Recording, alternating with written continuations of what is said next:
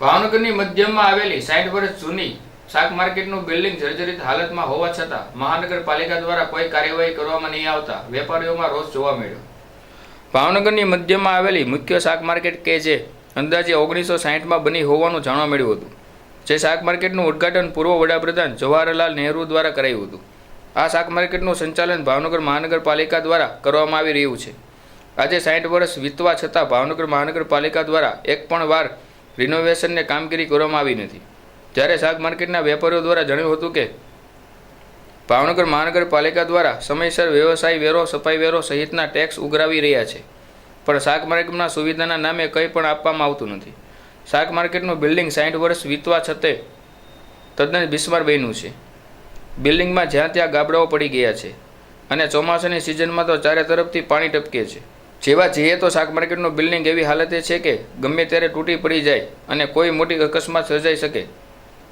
ભાવનગરની આ મુખ્ય શાક માર્કેટ હોવાની શહેરભરમાંથી મોટી સંખ્યામાં ગૃહિણીઓ શાકભાજી ખરીદવા અહીંયા આવે છે, ત્યારે આ જર્જરિત બિલ્ડિંગને પગલે ગમે ત્યાં કોઈ મોટી જાનહાની સર્જાય તેવું તો જવાબદારી કોઈ તો મોટો સવાલ લોકોમાં ઉઠી રહ્યો છે। ભાવનગરની શાક માર્કેટનું બિલ્ડિંગ જર્જરિત છે, સાથે જ બિલ્ડિંગમાં પીજીવીસીએલના જે વીજ મીટર અને વાયરો છે તે પણ વર્ષો જૂના હોવાથી અને જેની સ્થિતિ મોટા લાગી રહ્યું છે કે ગમે ત્યારે શોર્ટ સર્કિટ થાય તે નક્કી નહીં। આ અંગે શાક માર્કેટના વેપારીઓ પાસેથી જાણવા મળ્યું હતું કે જે શાક માર્કેટનું બિલ્ડિંગ જે જર્જરિત થયું છે તે અંગે મહાનગરપાલિકામાં 1997થી લઈને અનેક વાર રજૂઆત કરી છે અને વેપારીઓ દ્વારા મહાનગરપાલિકાને 80-20થી ભાગીદારીથી રિનોવેશન કરવામાં પણ માંગ કરાઈ હતી, તો પણ મહાનગરપાલિકા દ્વારા જાણે કોઈ મોટી અકસ્માત સર્જાય તેની રાહ જોઈ રહ્યું હોય તેમ રિનોવેશન માટે કોઈ કાર્યવાહી કરતું નથી। ખુદ ભાવનગર મહાનગરપાલિકા સંચાલિત જે શાક માર્કેટ છે તેનું બિલ્ડિંગ જે જર્જરિત છે તેને રિનોવેશન કરવામાં મહાનગરપાલિકા દ્વારા કોઈ કાર્યવાહી કરવામાં આવતી નથી, જ્યારે સામાન્ય લોકોના જર્જરિત બિલ્ડિંગ માટે તગડો દંડ સહિતની જોગવાઈ કરે છે। તેમજ બીજી તરફ જોવા જઈએ તો જે વીજ વાયરો લટકી રહ્યા છે તે શોર્ટ સર્કિટ થાય તો આગની ઘટના બને, ત્યારે પૂરા બિલ્ડિંગમાં ક્યાંક ફાયર સેફ્ટીના એક પણ સાધનો નથી। ત્યારે મહાનગરપાલિકા દ્વારા પોતાના હસ્તકની બિલ્ડિંગમાં જ અનેક અસુવિધાઓ અને લોકોના જીવ જોખમાય તેવી હાલત હોવા છતાં ક્યારે કાર્યવાહી કરશે તે જોવું રહ્યું।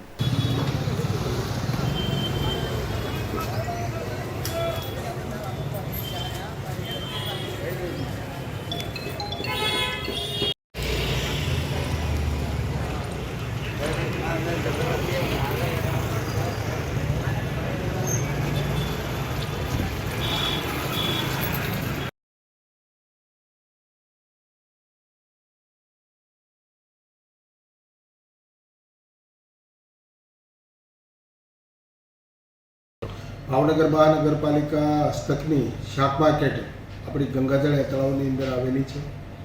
ખાસી જૂની શાક માર્કેટ હોવાના કારણે રિનોવેશન વચ્ચે કરાવવામાં આવ્યું હતું, પરંતુ હાલ જે રીતે સ્ટ્રક્ચર રિપોર્ટ છે એની સામે આપણે નવી બનાવવા માટે થઈને આવતા બજેટની અંદર એટલે કે આ વર્ષ 2025-26ના બજેટની અંદર નવી બનાવવા માટે ડીપીઆર કરવાની જાહેરાત કરીએ છીએ અને આગામી દિવસોમાં આ શાક માર્કેટ નવી બને, આધુનિક બને અને લોક ઉપયોગી બને। આજે જે શાક માર્કેટ છે એમાં ખૂબ પુષ્કળ પ્રમાણમાં લોકો આવી રહ્યા છે અને ભાઈઓ બહેનો આ ખરીદીનો એક અનેરો અવસર જે શાક માર્કેટ છે એમાં પ્રાપ્ત કરી રહ્યા છે, પરંતુ આધુનિકતાથી આ શાક માર્કેટનું નિર્માણ કરવા માટે અમે કટિબદ્ધ બન્યા છીએ। અને ભરતનગર બગીચો વિવાદમાં છે, તેના વિશે શું કહીશું? ભરતનગર ગાર્ડનમાં જે રીતે ગુજરાત હાઉસિંગ બોર્ડ પાસે 11,300 ચોરસ મીટરની જગ્યા મેળવ્યા પછી બાકીની જગ્યા 9,000 ચોરસ મીટર મેળવવાની હતી, એ મેળવવા માટે કોઈ કાર્યવાહી ન થઈ હોય। ડીપીઆર તૈયાર કરી ટેન્ડર પદ્ધતિ કરી આખા કુલ 20,000 ચોરસ મીટર જગ્યામાં આનું પ્લાનિંગ કરવામાં આવ્યું છે। ગત કમિટીની અંદર એમાં ઠરાવ મૂકવામાં આવ્યો છે કે ભાઈ ડીપીઆર કઈ રીતે તૈયાર કર્યો છે।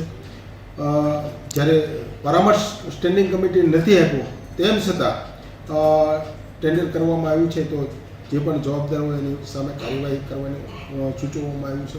આ ઉપરાંત જે કામ થયું છે એ કામમાં જે બિલ ચૂકવાનું છે અને બાકીનું જે 44 લાખ જેટલું બિલ છે એ ચૂકવવા માટે અને બાકીનું જે કામ પૂરું કરવા માટે એ સૂચવવામાં આવ્યું છે। આગામી દિવસોમાં કમિશનરશ્રીની લેવલે જ બિલ માટેની જે ચર્ચા વિચારણા છે કરવા માટેનું સ્ટેન્ડિંગ કમિટીએ સૂચ્યું છે। આમાં કોઈ પણ દોષિત હશે કે કોઈ પણ ખામીયુક્ત કામગીરી હશે તો એમાં કાયદેસરની કાર્યવાહી કરવામાં આવશે। આગામી દિવસોમાં ભરતનગરનું ગાર્ડન પુનઃ લોકોના ઉપયોગમાં આવે એના માટેના અમારા પ્રયાસો છે.